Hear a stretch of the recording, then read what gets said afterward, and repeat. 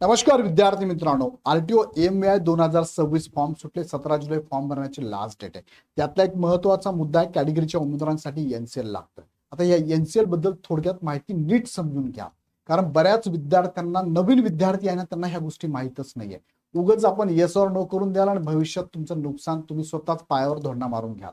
तो हा व्हिडिओ शेवटपर्यंत बघा. नवीन विद्यार्थ्यांसाठी, जुन्या विद्यार्थ्यांना माहीत असेल तर वेल अँड गुड आहे, पण नवीन विद्यार्थ्यांनी लक्ष द्या. आणि ज्यांना माहिती नसलं आरक्षण, त्यांनी पण लक्षात घ्या निवड प्रक्रिया कशी होते आणि त्यात एनसीएलचा महत्वाचा रोल काय आहे.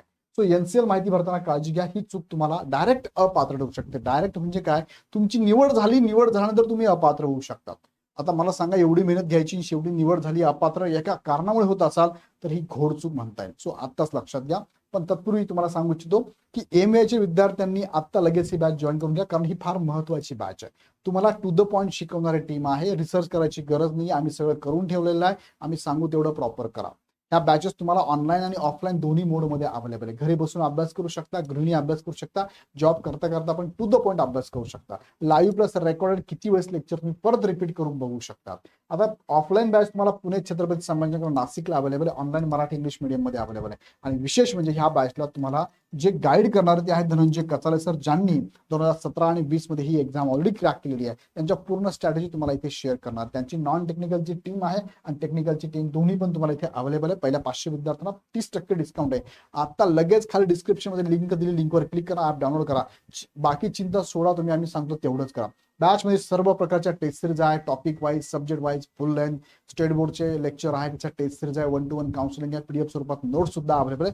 कुठेच जायची गरज पडणार नाही. चला तर जाऊया आता मुख्य मुद्द्याकडे. फॉर्म सुटलेले आहेत. फॉर्म सुटलेले आहेत. 27 सप्टेंबर लास्ट डेट आहे. 17 जुलैला फॉर्म, 27 सप्टेंबरला एक्झाम आहे. 17 जुलै लास्ट डेट फॉर्म भरण्याची आहे. आता यामध्ये महत्वाचा मुद्दा एनसीएल बाबत बघा. सवलत दिलेली आहे, पण हे लक्षात घ्या, मात्र काळजी घ्या. म्हणजे त्यांनी म्हटलेलं आहे की तुम्हाला एनसीएल 26-27 या इकॉनॉमिकल इयर मध्ये लागतं. कुणाचं एनसीएल 3 वर्ष व्हॅलिड असेल, 2 वर्ष असेल, 1 वर्ष व्हॅलिड असेल, त्यामध्ये फक्त 2026 आणि 27 हे इकॉनॉमिकल इयर यायला पाहिजे, हे लक्षात घ्या. ओके. सो ह्याच वर्षी काढलं बे असं नाही म्हणत मी तुम्हाला. कोणतंही एनसीएल जे पण तुमच्याकडे जुनं, म्हणजे मागच्या वर्षी, त्याच्या मागच्या वर्षी काढलं असेल, ज्यात हे वर्ष आलं पाहिजे, ही काळजी घ्या. आता ज्यांचं नसेल त्यांच्याबद्दल, ज्यांच्याकडे आहे त्यांना काहीच प्रॉब्लेम नाही. त्यांनी माहिती भरा आणि पुढे चला. पण ज्यांच्याकडे नाहीये त्यांच्यासाठी त्यांनी काय सांगितलं की तुम्ही काढून घ्या. मग कधीपर्यंत? 27 सप्टेंबर 2026 पर्यंत तुम्ही काढून घेऊ शकता. आता मग तुम्हाला वाटतं की यस मी काढू शकतो ना, मग आता यस करून टाक. सपोज तुम्ही यस केलं, आता यस केला, इथे यस केल्यानंतर तुम्हाला बघा फक्त यस करायचं आहे. बाकी मॅन्डेटरी नाहीये तुम्हाला. सर्टिफिकेट नंबर टाकणं आणि इश्युइंग डेट टाकणं तुम्हाला मॅन्डेटरी नाहीये. तो इथे नाही टाकलं तर तुम्ही फॉर्म भरून पुढे जातात. ज्यांच्याकडे आहे ते माहिती टाकून पुढे जातील. ज्यांच्याकडे नाही त्यांनी यस केलं आणि ठीक आहे आपण काढून घेऊ 27 सप्टेंबर पर्यंत असं तुम्ही म्हटलं. लक्षात राहिलं ठीक, नाही राहिलं, चुकून झालं किंवा निघालंच नाही, म्हणजे बघा एनसीएल काढण्यासाठी काय लागतं बरं? एनसीएल काढण्यासाठी उत्पन्नाचा दाखला लागतो. उत्पन्नाचा दाखला. आणि हा उत्पन्नाचा दाखला किती अमाऊंट पर्यंत लागतो? 8 लाखांपर्यंत लागतो. 8 लाख पर्यंत किंवा त्याच्यापेक्षा खाली चालेल, पण पुढे चालणार नाही. मग आता तुम्ही काय काळजी करू शकता? यस करण्याच्या अगोदर एकदा चेक करा की उत्पन्नाचा दाखला, आता तुमच्या घरातला जो प्रमुख असेल त्याच्या नावाचा उत्पन्नाचा दाखला काढावा लागतो आणि त्या उत्पन्नाच्या दाखल्याच्या आधारावर तुमच्या नावाने एनसीएल काढावं लागतं. मग पहिले जाऊन चेक करा की तो उत्पन्नाचा दाखला तुमचा हा 8 लाखापर्यंत किंवा त्याच्या आत मिळतो का. तो जर मिळत असेल तर मग 100% तुम्हाला एनसीएल मिळेल. मग तुम्ही यस करा. पण तुम्ही हे चेकच नाही केलं, इथे यस करून टाकलं आणि नंतर कळलं, एक तर तुमच्या लक्षात नाही राहिलं, चूक झाली किंवा गहाळ झालं, किंवा तुम्हाला नंतर कळलं की अरे हे 8 लाखाच्या वर उत्पन्न जाते, आपण मिळू शकत नाही. मग आता काय ऑप्शन आहे सर, मला सांगा ना, काय करतात? एमपीसीला फोन करू का? असं काय काय काय काय काय कारण तुमचं सिलेक्शन झालं असतं.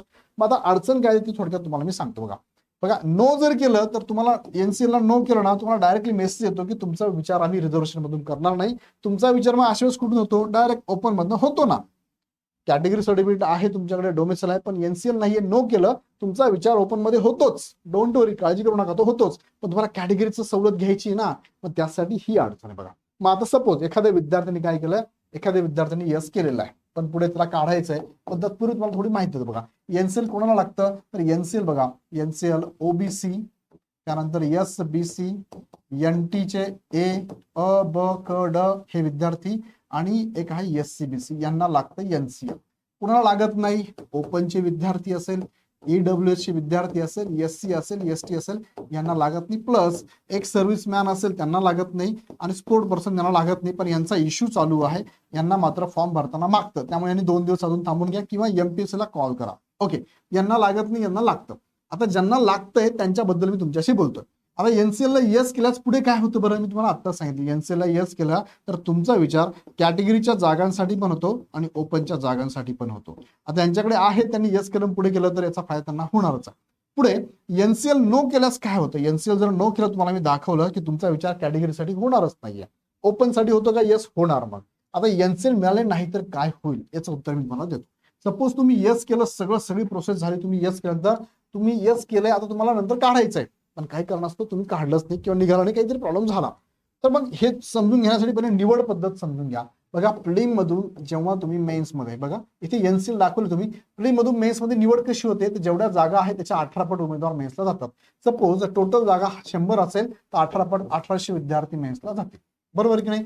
1000 असेल तर 18,000 विद्यार्थी मेन्सला जातील. आता यामध्ये गोची काय होती तुम्हाला सांगतो. टोटल जागेच्या अगेन्स्ट तर गेल्या, पण त्याच्यामध्ये पण लक्षात घ्या, फॉर एक्झाम्पल ओबीसी आहे, ओबीसीला आपण म्हणूया की 20 जागा आहे, मी उदाहरण घेतलं बरं का. मग 20 असेल तर किती पट उमेदवार, 18 पट, म्हणजे किती झाले, 360 गेले. सपोज तुम्ही NT चे विद्यार्थी आहात, NT अ ब कडचे विद्यार्थी आहात आणि NT अ ला जागा आहेत, सपोज 10 जागा आहे, त्याच्या 18 पट उमेदवार म्हणजे 180 उमेदवार मेन्सला जाणार आहे. सपोज तुम्ही SC-BC चे उमेदवार आहात, SC-BC चे त्यात जागा आहे सपोज 15च्या 18 पट उमेदवार, 18 पंचे 90, 9 27, 210 विद्यार्थी मेन्सला जाणार आहे. ओके, सो असं उदाहरण घेतलं मी. ओपनचे पण घेतले बघा, ओपनच्या जागा आहेत फॉर एक्झाम्पल 100 जागा आहे, 100च्या 18 पट म्हणजे 1800 विद्यार्थी मेन्सला जाणार आहे. मग लक्षात घ्या, तुम्ही फॉर्म सपोज कॅटेगरी मधनं भरला, ज्या कॅटेगरीला NCL लागत होतं, पण तुम्ही भरलं यस, आपण नंतर काढू. सपोज ओबीसी मधनं भरलं तर ओबीसी मध्ये तुम्हाला बघा, सपोज तुम्ही फिमेल जर असाल तर फिमेलच्या जागा किती आहे, फॉर एक्झाम्पल फिमेलच्या जागा किती आहे, तिथे 8 जागा आहेत, तर त्याच्या 18 पट, बरोबर आहे, 144 मुलं मेन्सला गेले, बरोबर की नाही. हा, मग असं जर विचार केलं, 18 एक 18 8 8 64 8 1 8 आणि 6, ओके एवढे गेले. तुम्ही त्यात घेऊ शकता एक सर्व्हिसमॅनला जागा, फॉर एक्झाम्पल 3 आहे, त्याच्या 18 पट 54. आता मला सांगा, हे तुम्हाला का सांगितलं, निवड होत असताना तुमचा विचार कुठे केला, ओबीसीला केला ना, तुमचा विचार फिमेल ओबीसीला केला ना, तुमचा विचार एक्समॅनला केला ना, तुमचा विचार SC-BC केला, तुमचा NT ए मधनं केलाय. ऑलरेडी इथून विचार कॅटेगरीचा करून तुम्ही मेन्सला गेलेले आहात. मग तुम्ही मेन्सला गेला कॅटेगरीतनं आणि मग तुम्ही नंतर तुम्ही म्हणतात की अरे मी ते कॅटेगरीत बसतच नाही का, माझ्याकडे NCLच नाही. मग आता सांगा काय करतील हे अपात्र, चुकीची माहिती भरली तुम्ही, तुमचं निघत नव्हतं, मग यस का बरं गेलं, आता तुम्हाला द्यावं लागेल. जर नसेल तर तुम्ही डायरेक्ट अपात्र, कोणत्याच पदाला तुम्ही पात्र नाही. बरं सपोज तुम्ही काहीतरी माहिती केली, भरली आणि मेन्स पण दिली, तुम्ही सिलेक्ट झाला, DVच्या वेळेस मात्र तुम्हाला डॉक्युमेंट तुमच्याकडे जर नसेल, पात्र डॉक्युमेंट तुमच्याकडे नसेल, NCL नाहीच आहे किंवा 27 पर्यंत काढलंच नाहीये किंवा नाही काढू शकलात तुम्ही, जुनच कोणतरी अपडेट केलं होतं, जुन्याचा नंबर टाकून तुम्ही मेन्स देऊन टाकली होती, इथे मात्र तुम्ही काय होणार आहे, सगळं केलं, सगळं पाण्यात गेलं, अपात्र होणार. आता बघा, तिथे डॉक्युमेंट व्हेरिफिकेशन करणाऱ्या माणसाची मानसिकता जर चांगली असेल, त्याने ऍडजस्ट केला, ऍडजस्ट शक्यतो करतच नाही, पण केलं तर माहित नाही मला, पण नियमावर बोट ठेवलं तर तुम्ही अपात्र होऊ शकतात. सो ह्या गोष्टी नीट लक्षात घ्या आणि हे सगळं लक्षात घेऊनच फॉर्म भरा. अडचणीत याल, मी तुम्हाला सोल्युशन पण दिलंय, उत्पन्न आधी चेक करा, 8 लाखाच्या आत मिळत असं उत्पन्नाचा तुम्हाला NCL मिळून जाईल. 27च्या ते पण काढून घ्या, त्याला वेळ आहे, तुम्ही नंतर काढलं तरी चालतंय, म्हणजे अप्लाय करा नंतर किंवा आत्ताच अप्लाय करून टाका. भले ते 17 जुलै नंतर आला तर नंतर तुम्ही अपडेट करू शकता. मुख्यच्या वेळेस अपडेट करायचे, पण ते 27 सप्टेंबरचं आणि मिळालं पाहिजे. ह्या गोष्टी तुमच्या लक्षात आला असेल, मला कमेंट बॉक्समध्ये टाका. थोडा क्रिटिकल मुद्दा आहे, कुणाला कोणी सांगू शकणार नाही, महाराष्ट्रात कोणीच सांगणार नाहीये. हा मुद्दा इग्नाइट अकॅडमीची टीमच तुम्हाला सांगू शकते आणि ह्या चॅनलवरतीच तुम्हाला अपडेट मिळू शकतं. हा मुद्दा तुमच्यामध्ये रीच झाला असेल तर मला कळवा आणि लगेच तयारीला लागा. तयारीसाठी ह्या बॅचेस अवेलेबल आहे. सेपरेट बॅच तुम्हाला AMVI ची आम्ही घेतलेली आहे. लगेच जॉईन करा. टू द पॉईंट शिकणारी फॅकल्टी आहे. मी सांगतो, विश्वासाने सांगतो की तुम्ही ह्या वेळेस तुम्हाला रीच व्हायचं असेल, ही ऍड भविष्यात कधीच नाहीये. भविष्यात भूतून भविष्यात माहिती नाही येते की नाही, 6 वर्षानंतर आले, संधीचं सोनं नक्की करून घ्या. त्यासाठी ऍप डाउनलोड करून डायरेक्ट बॅच जॉईन करा. अदरवाईज अधिक माहितीसाठी ह्या नंबरला कॉल करा. व्हिडिओ आवडला, तुमच्यापर्यंत पोहोचला तर मला कमेंटमध्ये कळवा, लाईक करा, तुमच्या मित्रांना ग्रुपमध्ये शेअर करा. अजून काही डाऊट असेल तर कमेंट बॉक्समध्ये टाका आणि असेच अपडेट, छोटे पण महत्त्वाचे अपडेट बघण्यासाठी चॅनल सबस्क्राईब करून बेल आयकॉन क्लिक करा. पुन्हा व्हिडिओ आपण नेक्स्ट व्हिडिओमध्ये. धन्यवाद.